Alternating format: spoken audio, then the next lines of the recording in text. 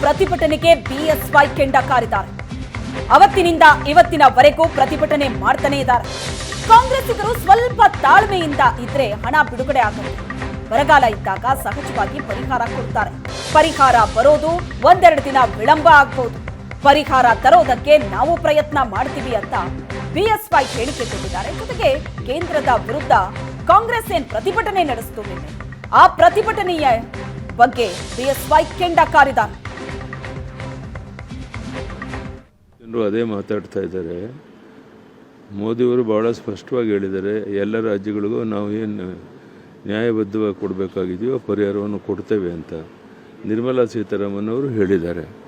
ಆದ್ದರಿಂದ ಇವರು ಸ್ವಲ್ಪ ತಾಳ್ಮೆಯಿಂದಿದ್ದರೆ ಹಣವೂ ಬಿಡುಗಡೆ ಆಗುತ್ತೆ, ಕೆಲಸನೂ ಮಾಡ್ಬೋದು. ಬರಗಾಲ ಇರೋದು ನಿಶ್ಚಿತ ನಮ್ಮ ರಾಜ್ಯದಲ್ಲಿ.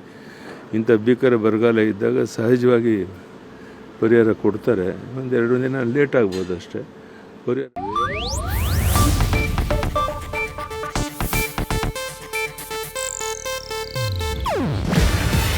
ಇದು ಏಷ್ಯಾನೆಟ್ ನ್ಯೂಸ್ ನೆಟ್ವರ್ಕ್ ಪ್ರಸ್ತುತಿ. ನೀವು ನೋಡ್ತಿದ್ದೀರಾ ಏಷ್ಯಾನೆಟ್ ಸುವರ್ಣ ನ್ಯೂಸ್.